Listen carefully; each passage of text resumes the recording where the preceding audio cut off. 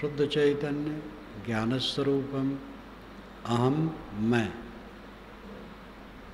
शुद्ध निर्मल चैतन्य हूँ। मैं शुद्ध चैतन्य हूँ। अहम शुद्ध चैतन्य ज्ञान स्वरूपम, मेरा स्वरूप ज्ञान है। अजराहम अजह अहम, मैं अजन्मा हूँ। शरीर का जन्म होता, आत्मा का नहीं। आत्मा नित्य। अजह अहम, अमर अहम, मैं अमर हूँ। अखंडम, कभी न विनशने वाला हूँ। अनुपम, अनुपमा, जिसमें उपमा नहीं हो सकती। विलक्षण, भौतिक पदार्थों से विलक्षण हूँ। हिंदू परंपरा, इस्लाम, ईसाईयत, यहूदियत, जैन, बौद्ध, ये सब अपने अपने ढंग से मानते हैं कि आत्मा प्रकृति से भिन्न, शुद्ध, बुद्ध, निर्मल है। बौद्धों का अपना अलग विचार है, लेकिन उसमें भी विज्ञान कह करके वे प्रकृति से अलग करते ही हैं और निर्वाण को अक्षय मानते हैं। निर्वाण अक्षय। जाके मुनिवर तप करें, वेद थकें गुण गाए, सोई देव सिखापना कोई नहीं पति आए। सदगुरु कबीर कहते हैं मुनिजन, मुनिवर, वरनाम श्रेष्ठ। मुनि का अर्थ है मननशील, अंतर्मुख। जो अंतर्मुख है, और अंतर्मुखों में श्रेष्ठ है। जाके मुनिवर तप करें। जिसको प्राप्त करने के लिए, जिस स्थिति में जीने के लिए श्रेष्ठ मुनिजन, अंतर्मुख जन तप करते हैं और वेद थके गुण गाए। वेद उसके गुण गा गा करके थकते हैं। वेद साहब क्यों कहे और क्यों नहीं कहे? पहली बात तो है, हम जहाँ जी रहे हैं उस भूखंड पर वेद प्राचीनतम शास्त्र है, इसलिए उसे कहना बुरा नहीं। और इतना ही नहीं, इस पूरे भूमंडल में वेद प्राचीनतम शास्त्र है। मैक्स मूलर ने ऋग्वेद के साण भाष्य सहित का संपादन किया और अपने जीवन में उसे 2 बार छपाया। जब पहली बार छपाने की बात आई तो उन्होंने कहा, वो इंग्लैंड में ही थे, उन्होंने कहा फिरंगी सरकार, अंग्रेज गवर्नमेंट भारत से धन चूस चूस करके यहाँ लाती है और भारत की मिट्टी में पैदा हुई ऋग्वेद का अगर ये प्रकाशन नहीं कराती है तो प्रकाशन तो हो ही जाएगा, लेकिन फिर ये क्या करती है? वहीं रह करके उन्होंने फटकारा था। फिरंगी सरकार ने पैसा दिया, अंग्रेज गवर्नमेंट ने पैसा दिया और साण भाष्य के सहित ऋग्वेद छपा। उनके जीवन में दोबारा भी छपा। आज भी वो छप रहा है, उपलब्ध है।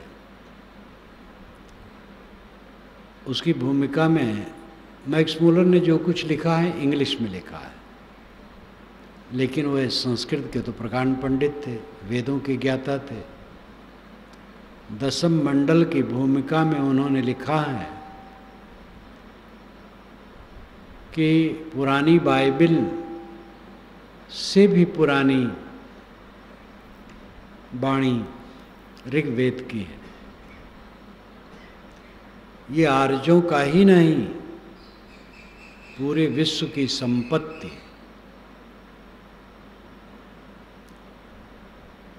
इस भूमंडल पर सबसे पुराना ग्रंथ ऋग्वेद है। साहब कहते हैं वेद जिसके गुण गाते गाते थकते हैं और श्रेष्ठ मुनिजन जिसे प्राप्त करने के लिए तप करते हैं, सोई देव सिखापना। मैं वही सीख दे रहा हूँ, लेकिन कोई नहीं पति आए, कोई विश्वास नहीं करता। कल मैंने कहा था कि सभी ज्ञानी थके हैं और उनको यही महसूस हुआ है, कोई पढ़ नहीं रहा है, कोई सोच नहीं रहा है, कोई लाभ नहीं ले रहा है। जब डॉक्टर हजारी प्रसाद द्विवेदी से मैंने कहा, 1969 की बात है, कि आपने कबीर नाम के ग्रंथ में उसके परिशिष्ट में लिखा है कि पारख पर मैं अलग से लिखूंगा, तो आज तक नहीं लिखे। उन्होंने कहा कोई पढ़ता वढ़ता तो है नहीं, क्या लिखूं। मैंने कहा आपका कबीर बहुत पढ़ा जाता है। तो उन्होंने कहा कहाँ पढ़ा जाता है। फिर उन्होंने कहा क्या करूं, तब से तो बड़ा बड़ा प्रपंच में फंस गया। लेकिन पहला वाक्य उनका यही था, कोई पढ़ता उड़ता तो है नहीं, क्या लिखूं। पंडित मत सरता भरे भूप भरे अभिमान, और जीव या जगत के मूर्ख महा अजान। मूर्ख महा अजान देख के संकट सहिए, छंद प्रबंध कवित्त काव्य रस कासो कहिए। वृद्ध भई मन माहि मधुर वाणी गुण मंडित, अपने मन को मारि मौन धरि बैठत पंडित। ये भरथर जी के श्लोक का छंद अनुवाद है। पंडित मत सरता भरे, पंडित तो ईर्ष्या में भरे, दूसरे पंडित को सहना नहीं चाहते। पंडित मत सरता भरे भूप भरे अभिमान। और ये राजा और मंत्री लोग अपने अहंकार में आए ठेठे घूमते हैं, बाकी लोग साधारण हैं, उनको देख करके संकट लगता है। छंद प्रबंध कवित्त काव्य रस कासो कहिए। छंद प्रबंध काव्य रस किससे कहा जाए। मधुर भई गुणमाई मधुर वाणी गुणमंडित, वृद्ध भई मनमाहि मधुर वाणी गुणमंडित। गुणों से मंडित मीठी वाणी, शरीर में मुख ही में रह करके, कंठ ही में रह करके बूढ़ी हो गई। किससे कहो। अपने मन को मारी मौन धरि बैठत पंडित। पंडित अपना मन मार करके बैठ जाता है, चुप रहो अपना काम करो, कोई सुनने वाला नहीं। कल मैंने और कई उदाहरण दिया था वेद व्यास जी का। उर्द बाहुर विरोध में तद नामे कश्चित शृणोतिया। मैं हाथ उठा करके कहता हूँ, मेरी बात कोई सुन नहीं रहा है। गोस्वामी जी का उदाहरण दिया था, रामायण अनहरत सिख जग भयो भारत रीत, तुलसी सटकी को सुने कल कुचाल पर प्रीत। रामायण के अनुसार शिक्षा दी जाती है कि भाई भाई प्रेम से रहें, लेकिन दुनिया में लोग तो महाभारत की तरह भाई भाई युद्ध कर रहे हैं। अय तुलसी, तेरे मूर्ख की बात कौन सुनने वाला है, चुप हो जा। कहीं कबीर सब खलक सयाना इनमें हम ही अनारी। साहब कहते सब लोग सयाने में ही अनाड़ी हूँ। और भी आप दुनिया की बात समझ सकते हैं उन ऋषियों मुनियों पंडितों विद्वानों दार्शनिकों से। एक दार्शनिक, यूरोप के एक दार्शनिक ने लिखा है कि मेरे शिष्यों में से मुझे एक शिष्य समझ पाया, लेकिन उसने मुझे गलत समझा। जब ये पंक्ति मैंने पढ़ी तो अकेले में हंसी आ गई। मेरे शिष्यों में मुझे एक शिष्य समझ पाया, लेकिन वो मुझे गलत समझा। ये संसार है, कोई नहीं पति आए, कोई विश्वास नहीं करता है। जाके मुनिवर तप करें, वेद थके गुण गाए, सोई देव सिखापना। कबीर साहब स्वीकारते हैं कि मैं मुनियों और वेद का अनुगामी हूँ। अनुगामी है तो खंडन क्यों करते हैं? मुनियों का भी खंडन करते हैं, वेद की भी आलोचना करते हैं। अगर वो अनुगामी है तो खंडन कैसा, और खंडन है तो अनुगामी कैसा? यही समझने की बात है और ये कबीर में ही समझा जा सकता है।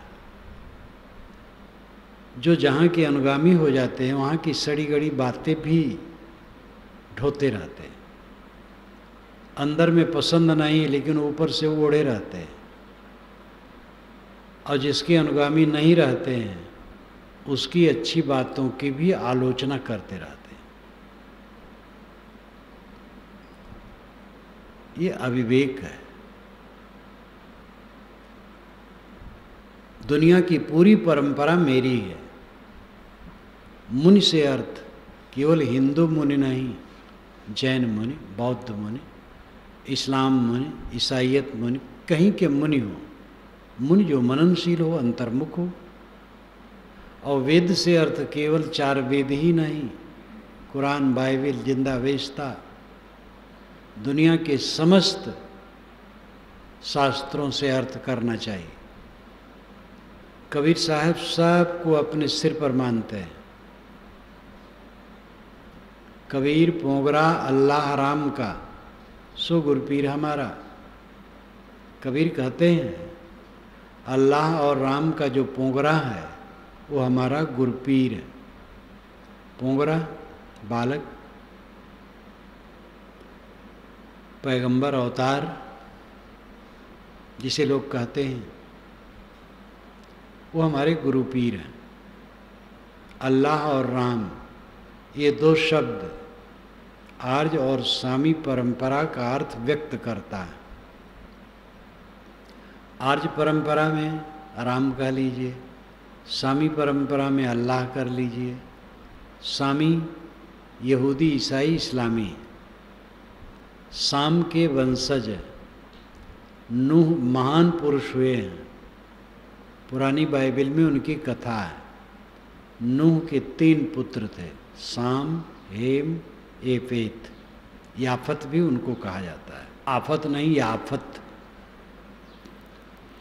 साम बड़े थे। साम के वंशज यहूदी हैं।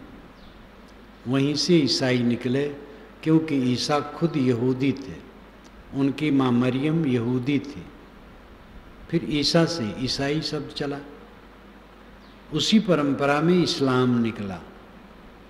इन तीनों को सामी कहते हैं। सामी का अल्लाह, आर्य का राम ले लें तो अल्लाह और राम के जो पोगरा हैं, बालक हैं, राम, कृष्ण, विष्णु, शिव, मोहम्मद, ईसा, दाऊद, मूसा। साहब कहते सो गुरुपीर हमारा, ये हमारे गुरुपीर हैं। एक साथ पूरे भूमंडल के महापुरुषों को समेट लेना और उनको अपना गुरुपीर कहना, एक कबीर जैसे हिम्मत वाले पुरुष कह सकते हैं। विनम्र पुरुष, जिनका अपना कुछ नहीं था, उनका कोई पंथ नहीं था, कोई ईश्वरीय ग्रंथ नहीं था, कोई पैगंबर नहीं था, कोई अवतार नहीं था, कोई जाति नहीं थी, कोई वर्ण नहीं था, कुछ नहीं था। कबीर थे, केवल कबीर। सबसे न्यूट्रल, सबसे बेलाग, सबसे अनासक्त। और प्रकृति ने उनको इस ढंग से प्रस्तुत भी किया। कहा जाता लहर तारा तालाब में मिले। किससे पैदा कुछ पता नहीं। पाले पोसे गए एक गरीब घर में जुलाए यहाँ। प्रकृति ने भी उनको ऐसा ही वरदान मानो दिया। ऐसे तो बहुत होते हैं, सब कबीर क्यों नहीं हो जाते? कबीर कबीर थे। एक गरीब घर में जन्मा, पला, जन्मा तो नहीं कहना चाहिए, पला। जन्मा हो तो कोई बुरा नहीं। उसका नाम कबीर होना भी बड़ा अद्भुत हुआ। कबीर कहते हैं महान को, कबीर कहते हैं ईश्वर को।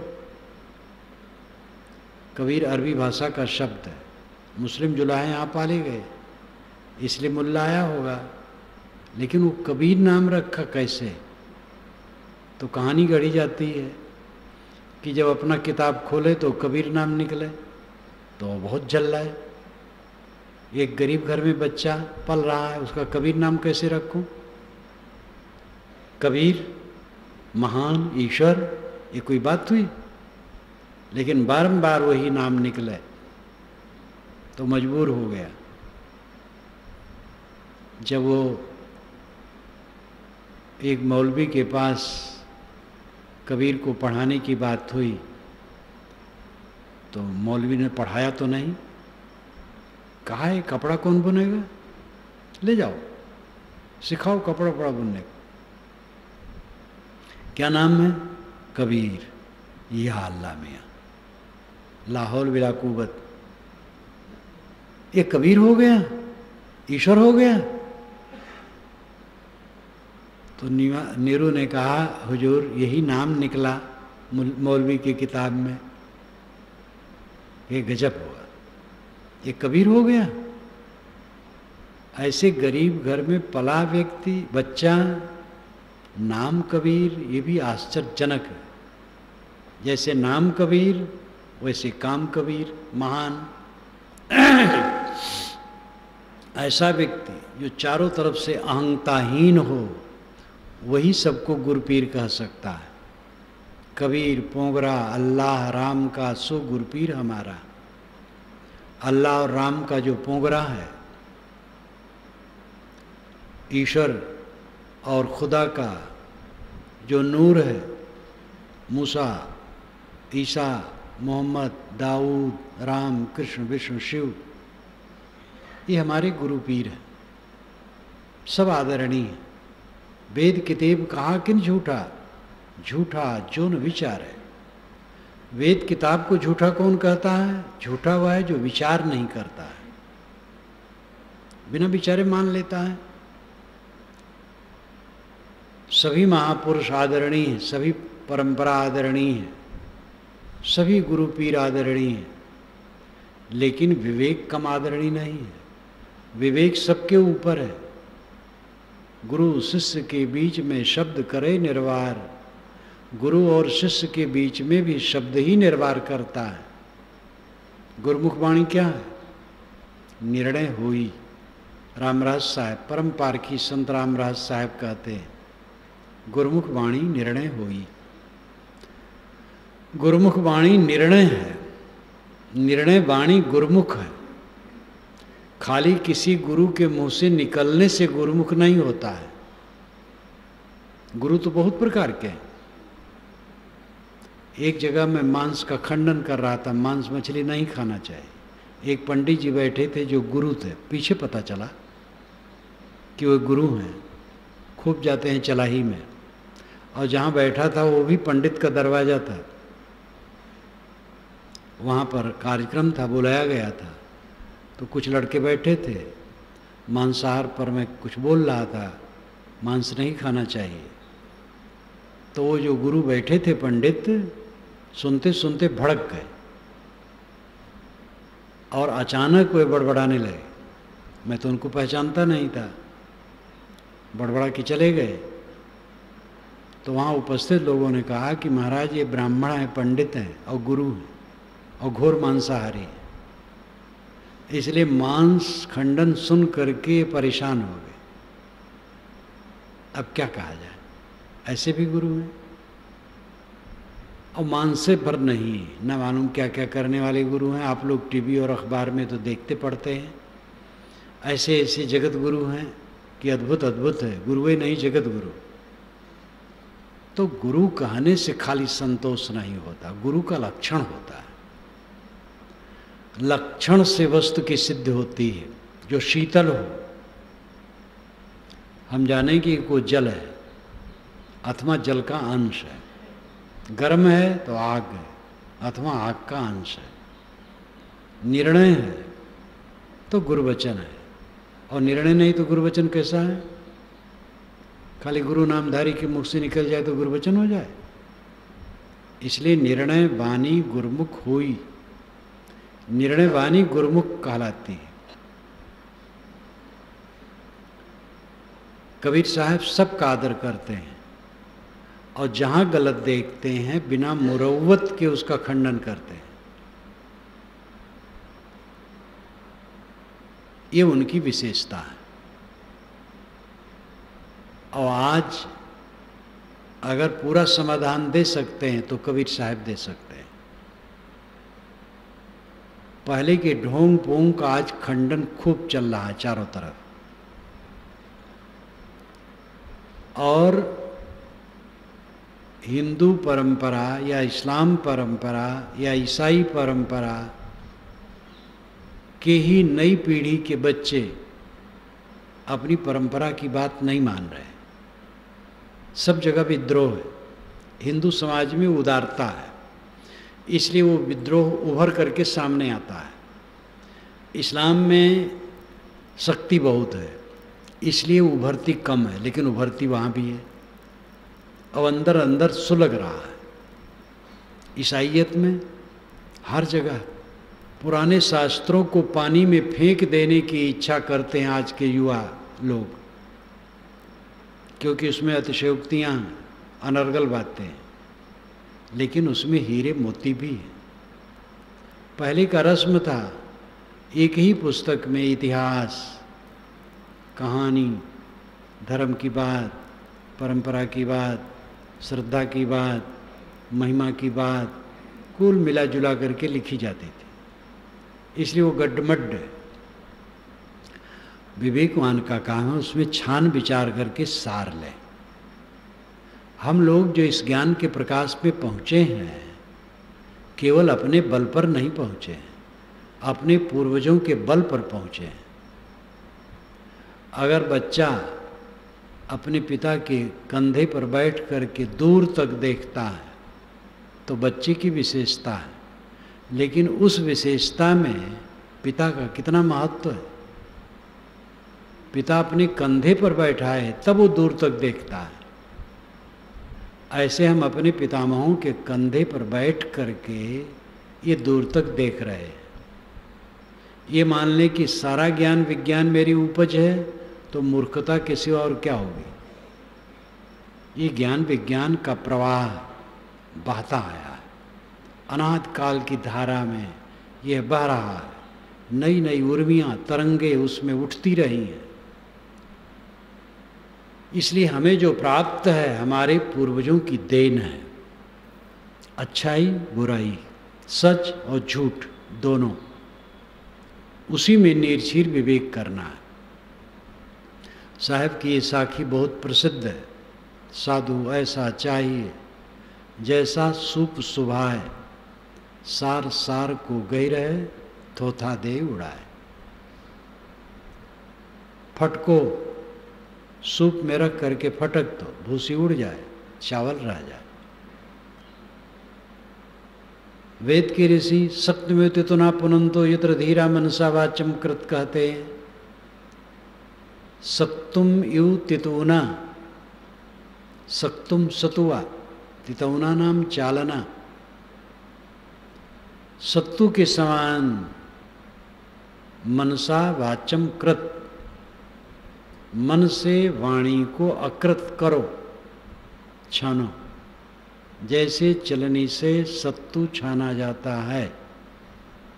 आटा का पता नहीं लगता है वेदों में।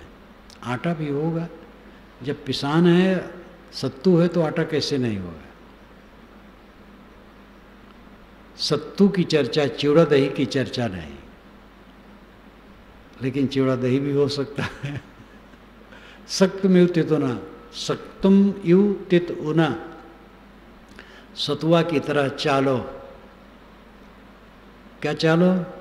वाचम अकृत मनसा, मन से वाणी को करो, चालो, साफ करो। विवेक से वाणी को चालो, सम्मान न लो। ये हमारे पूर्वजों ने भी बताया है। उदार हो करके सबको लेना चाहिए। पराया कौन है? अल्लाह शब्द अरबी भाषा का है। अल इलाह अल्लाह, अल आदरणी, इलाह पूज्य। और वेद में ऋग्वेद पहला है और ऋग्वेद का पहला मंत्र है अग्निमीले पुरोहितम यज्ञ से देवम ऋतजम होतारम रत्न धातमम। पहला शब्द क्या है? अग्निमीले। उसमें दो पद है, अग्निम ईले। अग्निम अग्नि, ईले पूज्य। ईल ईड़ इलाह एक बात है। साणाचार्य ने जब इसका भाष्य किया तो लिखा अग्नि नामकम देवम ईले अस्तौम ईड़ अस्तुताविद धातु। अग्नि तो अग्नि नाम का देवता है और ईल अस्तुत परक धातु है, पूज्य। ईल ईड़ इलाह एक बात है और इलाह से अल्लाह है। पराया कौन है? आप अरबी फारसी के शब्दों को देखें, विसर्ग से भरा है। संस्कृत में विसर्ग, अरबी फारसी में विसर्ग। लौह, लोहा को कहते हैं अरबी में और संस्कृत में, दोनों में उच्चारण लौह है। दुआ, आशीर्वाद, प्रार्थना के अर्थ में जैसे अरबी में प्रयोग है वैसे वेद में प्रयोग है। देवेश किणतो दुआ, हम देवता के लिए दुआ करते हैं। एक बार नहीं, अनेक बार है। घुटने टेक करके मुसलमान नमाज पढ़ते हैं। प्रार्थना में घुटना टेकना सबसे बढ़िया पोजीशन है, विनय का बहुत बढ़िया ये आसन है घुटने टेकना। क्या तुम घुटने टेक दिए? घुटने टेक दिए, बिल्कुल समर्पित हो गए। प्रार्थना में घुटने टेकना बहुत बढ़िया पोजीशन है और वेदों में बारंबार आता है घुटने टेक करके प्रार्थना करने की बात। वशिष्ठ सरस्वती तट पर घुटने टेक करके प्रार्थना करते हैं, ये ऋग्वेद में आता है। प्रार्थना में घुटने टेकना बहुत विनयावनत लक्षण है।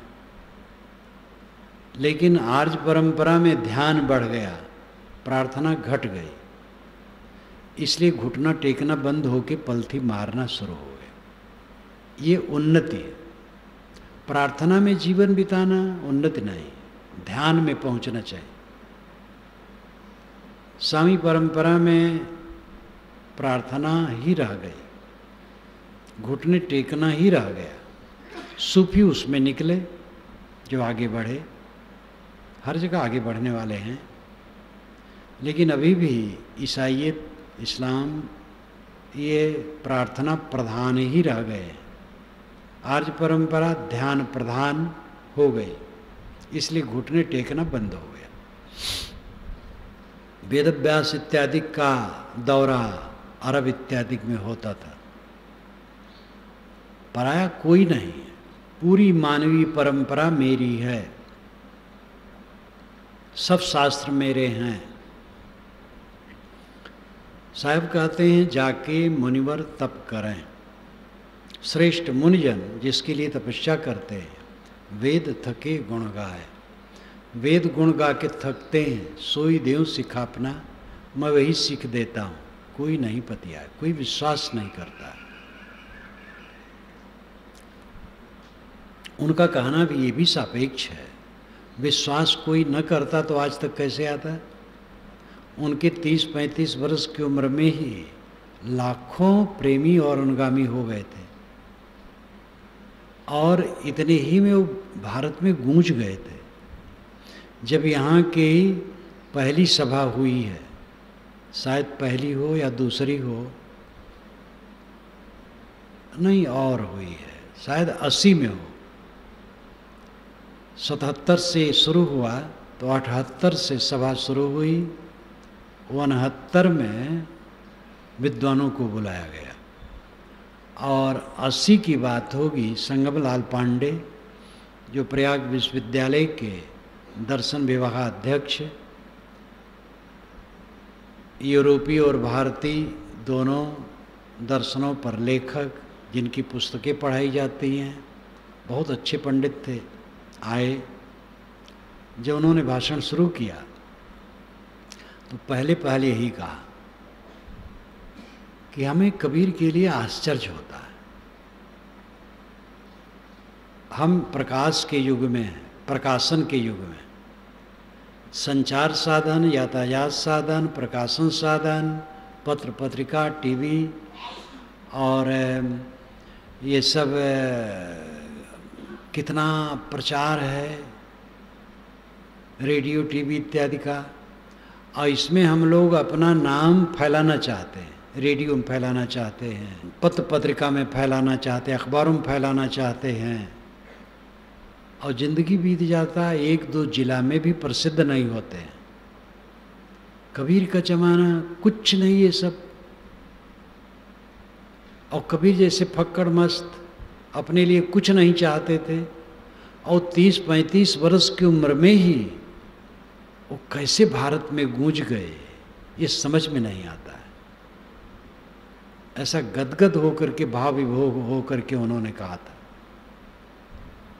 और उनके ज़माने में ही उनके प्रति इतनी ऊंची ऊंची भावना हो गई थी लोगों में कि क्या पूछना। उनकी वाणियाँ हैं, गली गली कबीर की जाता, दर्शन करत न लोक अघाता। ये गुजरात के कवि कहते हैं। गुजरात में कबीर की गली गली में यात्रा हो रही है, लोग दर्शन करते अघाते नहीं। आधी साखी कबीर की कोटि ग्रंथ करि जान, इस संतराम जी महाराज ने कहा गुजरात के। कबीर की आधी साखी कोटि ग्रंथ के समान है। एक कवि ने कहा कबीर की वाणी ज्ञान की गुटका है। नाभादास जी महाराज ने कहा कबीर कान राखी नहीं, वर्णाश्रम खड़ दर्शनी, भक्त विमुख जो धर्म ताही अधर्म करि गायो, योग यज्ञ व्रत दान भजन बिन तुच्छ दिखायो, हिंदू तुरुक प्रमाण रमैनी शब्दी शाखी, पक्षपात नहीं बचन सबन के हित की भाखी, आरूढ़ दशा हुए जगत पर मुख देखी नाहिन बनी, कबीर कान राखी नहीं वर्णाश्रम खड़ दर्शनी। कबीर साहब से थोड़े दिन के बाद हुए हैं। एक वैष्णव थे और इतनी पंक्तियों में जो कुछ कहा है, विद्वान लोग कबीर पर जितना लिखे हैं इससे अधिक नहीं है, और आगे भी जितना लिखेंगे इससे अधिक नहीं रहेगा। एक एक पंक्ति पर थोड़ा विचार कीजिए। कबीर कान राखी नहीं वर्णाश्रम खड़ दर्शनी। कबीर ने वर्ण, आश्रम और 6 दर्शनियों, जोगी, जंगम, सेवड़ा, सन्यासी, दरवेश, ब्राह्मण, किसी की मर्यादा नहीं रखी। सत्य कहने में जरा भी हिचके नहीं। कितना जोर से कहते हैं नाभादास जी। कबीर कान राखी नहीं वर्णाश्रम खड़ दर्शनी। वर्ण हो, आश्रम हो, 6 दर्शनी हो। 6 दर्शन तो एक सांख्य, योग, न्याय, वैशेषिक, वेदांत इत्यादि कहलाता है, लेकिन ये 6 दर्शन वो नहीं है। यह है योगी, जंगम, सेवड़ा, सन्यासी, दरवेश और ब्राह्मण, और इसमें भी कई भेद है। तो ये सब किसी के लिए साहब ने कानी नहीं रखी, मर्यादा नहीं रखी काने में, सबको फटकारा। भक्ति विमुख जो धर्म ताही अधर्म करि गायो। जो भक्ति विमुख धर्म है उसको उन्होंने अधर्म कहा। कबीर ने भक्ति बताई, विनयावनत हो जाओ, भक्त पियारी राम की जैसे पियारी आग, सारा पट्टन जरिमुआ बहुर ले आवे मांग। ये पूरा मानव प्राणी समाज ही भगवत स्वरूप है। सबके प्रति विनयावनत हो जाओ। तो भक्त विमुख जो धर्म ताही अधर्म करि गायो, योग यज्ञ व्रत दान भजन बिन तुच्छ दिखायो। योग यज्ञ, व्रत, दान ठीक है अपनी जगह पर, लेकिन भजन के बिना तुच्छ है। भजन का मतलब जैसे रुई को धुनिया धुन डालता है, सब कचड़े झाड़ देता है, साफ रुई, इसी प्रकार जो अपने को धुन डाले वो भजनानंदी है। सारे विकारों को झाड़ दे, पूरा कल्याण कर ले। ये अवसर खूब मिला दिलदार, नौका आगे लगी किनार। निर्मल साहब ने कहा, ऐ दिलदार, ऐ प्यारे, बड़ा सुंदर अवसर मिला है। देखो चारों तरफ से हवा प्राप्त है, प्राणपद वायु, वनस्पतियाँ अमृत उड़ेल रही हमारे लिए, सूरज शक्ति देने के लिए प्रकाशित हो गया है आकाश में, इतनी विशाल धरती मिली है, जल मिला है, अन्न मिलता है, सांस चलती है। ये तमाशा बहुत थोड़े समय के लिए है, और हमने अपने चारों तरफ जाल बिछा रखा है ममता का, सब मेरा है, कुछ मेरा नहीं, एक कण मेरा नहीं। और जब समझ पाओगे तब कुछ कर नहीं पाओगे, और जब कर सकते हो तो समझते नहीं हो। मौत का समय आएगा तब समझ पाओगे कुछ मेरा नहीं है, तब कुछ नहीं कर पाओगे। और अभी समझने का समय है तो समझ नहीं रहे हो, कर नहीं रहे हो, कुछ मेरा नहीं, सब झूठ। इतना बढ़िया अवसर मिला है, भजन करो। भजन, धुन डालो अपने मन को, सारे विकारों को फेंक दो, निर्मल हो जाओ। जैसे पुरुष शुद्ध है वैसे चित्त शुद्ध हो जाता है, तब कैवल्य हो जाता है। ये पतंजल महाराज ने कहा, पुरुष आत्मा स्वभाव से शुद्ध है। इसी प्रकार जब मन शुद्ध हो जाता है तब कैवल्य हो जाता है। भक्त विमुख जो धर्म ताई अधर्म करि गायो, योग यज्ञ व्रत दान भजन बिन तुच्छ दिखायो। भजन के बिना योग यज्ञ व्रत दान किस काम का, अगर आत्मशुद्धि नहीं हुई तो। हिंदू तुरुक प्रमाण रमैनी शब्दी साखी। कबीर ने हिंदू और मुसलमान दोनों के लिए प्रमाण की बात कही। यहाँ हिंदू मुसलमान दो सामने थे तो वो कहते हैं, और इसका लाक्षणिक अर्थ है प्राणी मात्र, मानव मात्र। मानव मात्र के लिए कबीर प्रामाणिक बात कहते, सच बात कहते हैं। और किसमें कहते हैं? रमैनी शब्दी साखी में। रमैनी शब्दी साखी बीजक में है, और किसी वाणी में इस क्रम से नहीं है। कबीर ग्रंथावली, संत कबीर इत्यादि जो संपादन है, वो तो विद्वानों ने जहाँ तहाँ से वाणियों को बटोर करके संग्रह कर दिया है। उसमें भी कबीर वाणी है और प्रक्षेप भी है, लेकिन मूल कबीर वाणी जो सुरक्षित है पंथ में, वो बीजक है। उसी को रमैनी शब्दी साखी 3 प्रकरणों में कहा जाता है। उसमें 11 प्रकरण हैं, लेकिन जब संक्षेप में कहा जाता तब 3 कहा जाता है। रमैनी शब्दी साखी, रमैनी बड़ा प्रकरण है, शब्द बड़ा प्रकरण है, साखी बड़ा प्रकरण है। और ज्ञान चौतीसा, विप्रमतीसी, कहरा, बसंत, बेल, बिरौली, चाचर, हिडोल, ये जो बीच में आते हैं, ये शब्द में अंतर्भुक्त हो जाते हैं। तो रमैनी शब्दी साखी, पक्षपात नहीं बचन, सबन के हित की बाकी। कबीर की वाणी पक्षपात की नहीं है। नाभादास जी महाराज कहते हैं, कबीर की वाणी पक्षपात की नहीं, निष्पक्ष और सबके हित के लिए है। आरूढ़ दशा हुए जगत पर, मुख देखी नाहिन बनी। एक एक पंक्ति में कितना कील ठोकते हैं कबीर की निष्पक्षता पर। आरूढ़ दशा हुए जगत पर, कबीर जगत पर आरूढ़ दशा में है। आरूढ़ का मतलब है स्थिर, तटस्थ, उदासीन, निष्पक्ष। मुख देखी नाहिन बनी, उन्होंने मुख देखी बात नहीं कही, मुंह देख करके बस लल्लो चप्पो कर दे। मुख देखी नाहिन बनी, कबीर कान राखी नहीं, वर्णाश्रम खड़दर्शनी।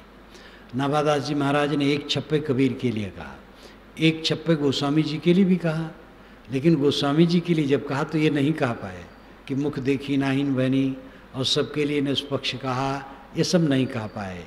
ये कहे कि कलकाल में गोस्वामी जी ने राम की महिमा खूब बखानी। ये नहीं कह पाए कि निष्पक्ष कहे और सबके लिए कहे, हिंदू मुसलमान सबके लिए कहे, ये सब नहीं कह पाए। और वैष्णव थे, क्योंकि जो यथार्थ है वो कहे।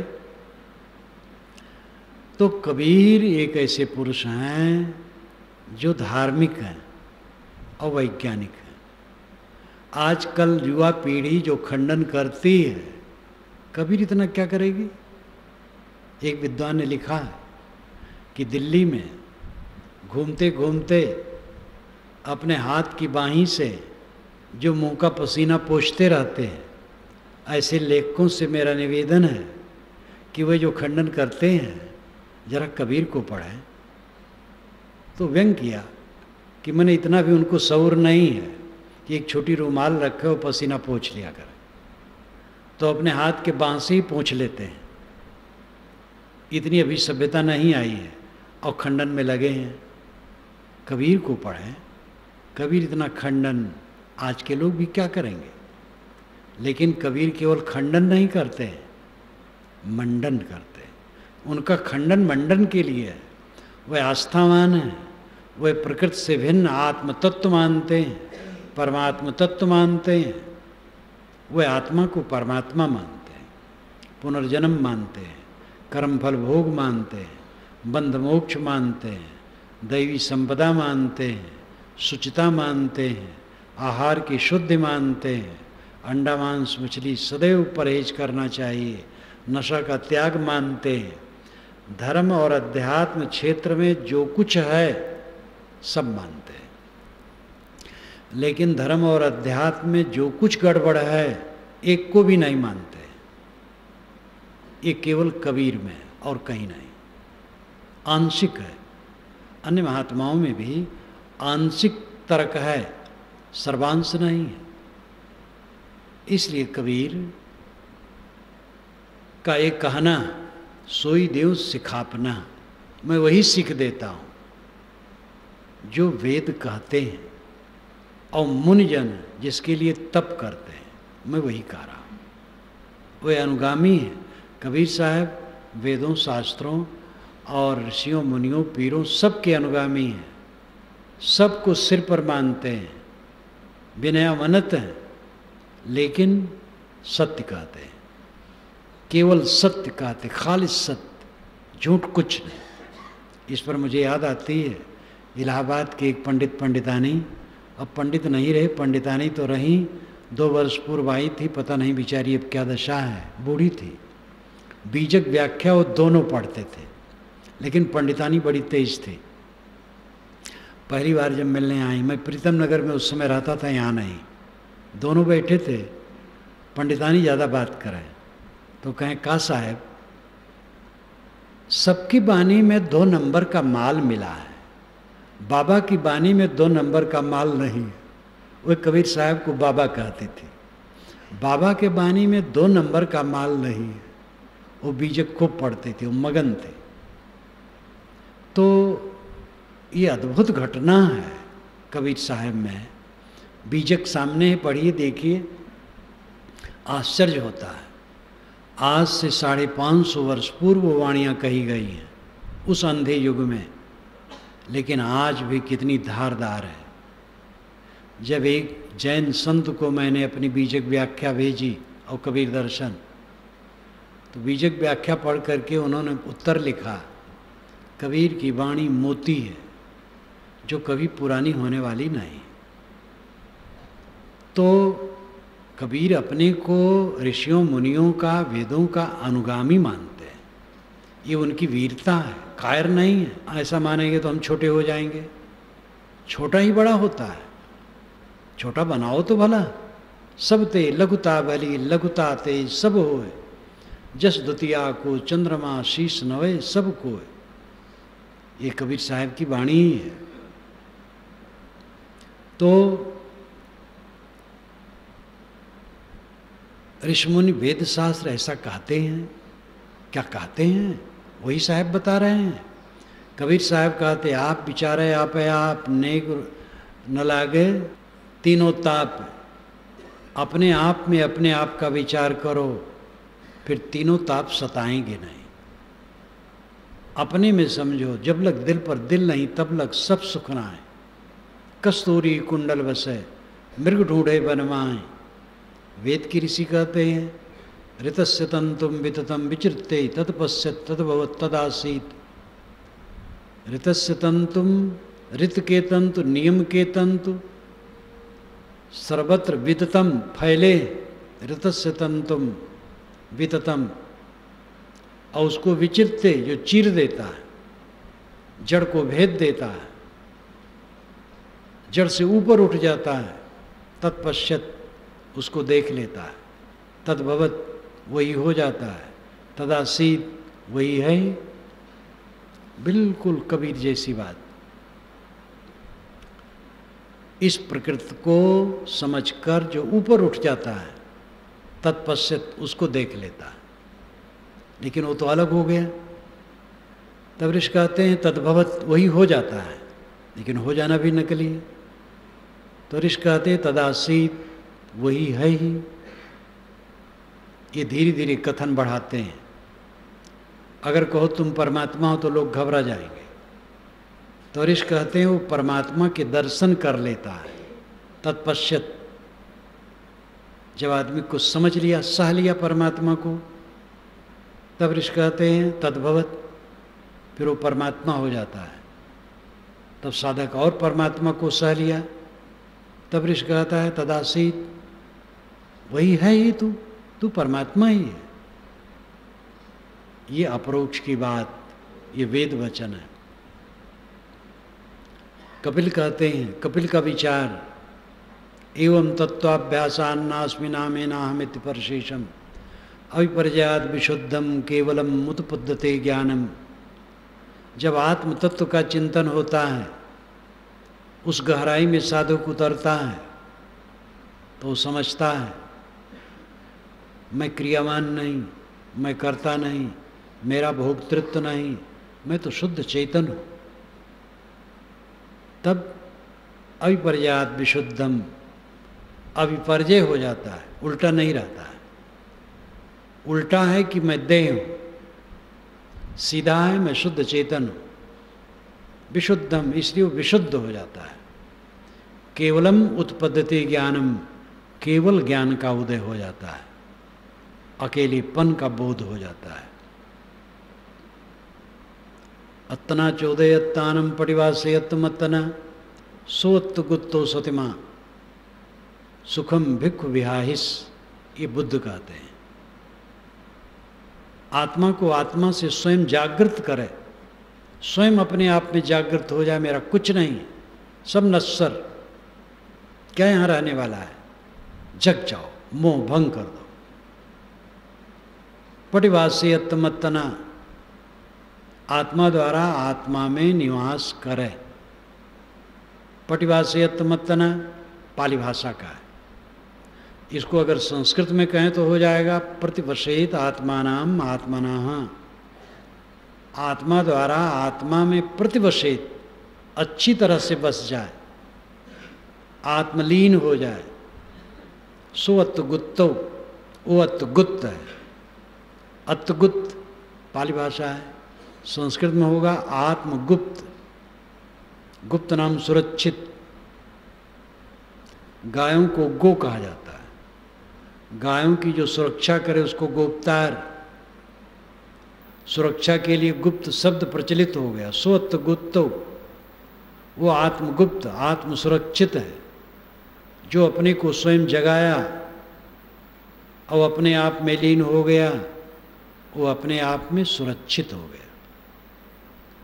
सतिमा, अस्मृतमान हो गया।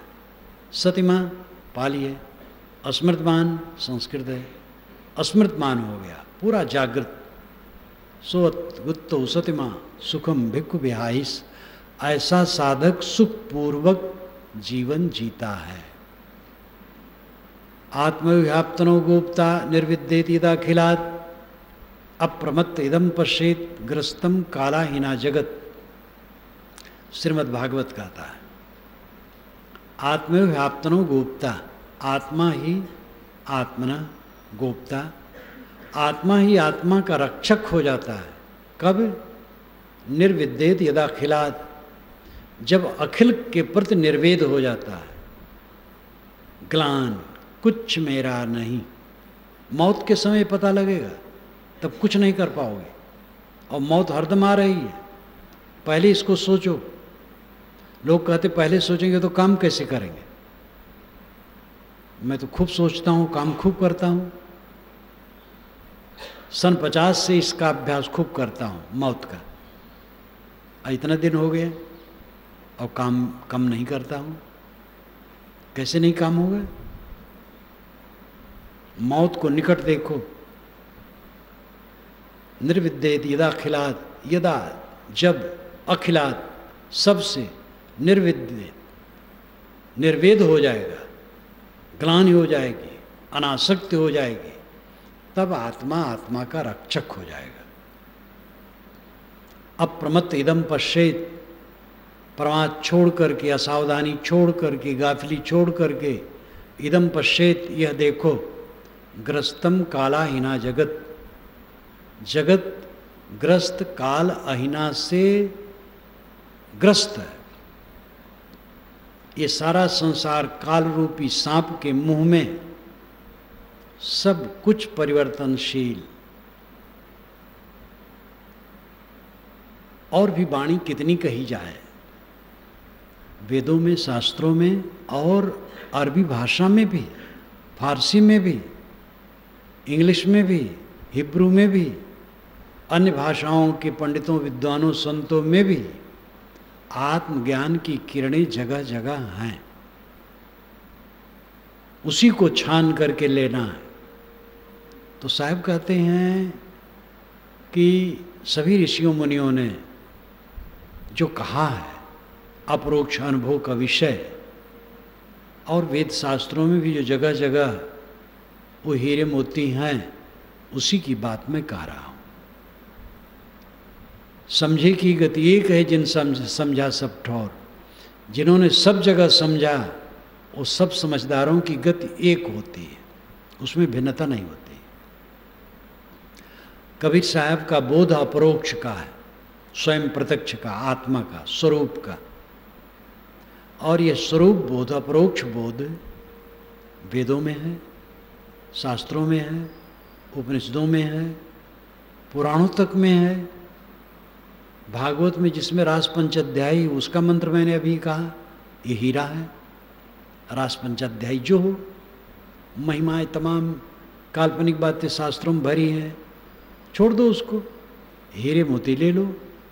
पत्थर में से सोना निकाल लिया जाता है, भूसी में से चावल, मिट्टी में से पानी, तेल, पेट्रोल, हर जगह निर्क्षीर विवेकी बनो, कबीर बनो, पक्के आध्यात्मिक और विनयी, और केवल सत्य को लेने वाले, असत्य को नहीं। निर्भय, डरो मत। नास्तिक कहलाने से डरो मत। दुनिया में कोई आस्तिक नहीं है इन पाखंडियों की दृष्टि से। पाखंडियों ने सबको नास्तिक कहा है, एक दूसरे को नास्तिक कहे, एक दूसरे को काफिर कहे, एक दूसरे का अपवित्र कहे। ये स्वयं सब अपवित्र हैं। दुनिया में कोई नास्तिक नहीं है, कोई काफिर नहीं है, कोई अपवित्र नहीं है। त्रुटियां हो जाती हैं, त्रुटियां निकाल दें। उदार बनो, विनम्र बनो, और सत्य के मोती को प्राप्त करने के लिए निर्भय बनो, निर्भय हो। और कबीर साहब से प्रेरणा लो कि कबीर, ये तो कबीर के विचारों को जो नहीं मान पाते हैं, वो भी कहते हैं कबीर जैसा संत तो हुआ ही नहीं, कबीर तो संत शिरोमणि है। ऐसा क्यों कहते हैं? कबीर की गरिमा देखकर। तो कबीर केवल खंडन वाले आदमी नहीं थे, कबीर संत थे और महान संत थे। लेकिन खंडन में सबसे आगे, इस धरती तल पर खंडन करने वाले बहुत हुए हैं, लेकिन एक पक्ष में चिपक करके खंडन किए हैं लोग। चाहे खंडन करने वाली की वाणी देख लो तो कहीं वो चिपके हैं, दूसरे कहेंगे उनकी किताब ईश्वर की बनाई कैसे हो सकती है, सब मनुष्य की बनाई है, लेकिन अपनी किताब को कहेंगे ईश्वर की बनाई है। पैगंबर का खंडन करेंगे, अवतार का मंडन करेंगे, अवतार का खंडन करेंगे तो पैगंबर का मंडन करेंगे। सब कहीं चिपके हैं, कबीर कहीं नहीं चिपके हैं। और कहीं न चिपके होते हुए भी सबके अनुगामी वे अपने कहते हैं। जितने पूर्वज हुए मैं सबका अनुगामी हूँ। जाके मुनिवर तप करे, वेद थके गुण गाय, सोई देव सिखापना, कोई नहीं पतियाए। कोई नहीं पतियाए ये उपलक्षण मात्र है, एक थोड़ा सापेक्ष कथन है, मतलब कम लोग ध्यान देते हैं। ध्यान न देते तो आज तक वो परंपरा कैसे चलती। जैसे सभी महापुरुषों ने कहा खिन्न होकर दुनिया पर कि ये लोग ध्यान नहीं देते थे, से कबीर साहब ने भी इस लहजे में कहा, लेकिन उसका अर्थ इतना है कि कम लोग प्रवेश करते अध्यात्म में। किंतु इस बात में ये बात आती है कि कबीर साहब अपने को महापुरुषों का अनुगामी मानते हैं, वेद शास्त्रों का अनुगामी मानते हैं, लेकिन अनुगामी अपने को मानते हुए भी वो तार्किक हैं, कहीं का असत नहीं स्वीकारते। यही मुद्दा रख करके कोई भी निष्पक्ष हो सकता है और सत्य का मोती पा सकता है, और इसी में पुरानी और नई पीढ़ी का संगम हो सकता है। नहीं तो पुरानी पीढ़ी टूट के अलग रह जाएगी, नई पीढ़ी आगे चली जाएगी और नई पीढ़ी भी भटक जाएगी। क्योंकि केवल खंडन करके तो भटकना है, जो मंडन की चीज़ है उसका पता ही उसको नहीं है। गीता खंडन कर दिए, लेकिन गीता में जो हीरे मोती हैं उससे उनको मतलब ही नहीं है। ऐसे सभी शास्त्रों खंडन कर दिए, और उसमें जो अमृत भरे हैं उसको उनको पता ही नहीं है। तो ये पुरानी और नई पीढ़ी जो टूट रही है, इसको जोड़ने के लिए कबीर का विचार सबसे बढ़िया है, जिसमें खंडन मंडन दोनों है और सत्य सार है। उसको लेकर के ही ये दोनों पीढ़ी जोड़ी जा सकती है और जगत का हित इसमें समाया हुआ है।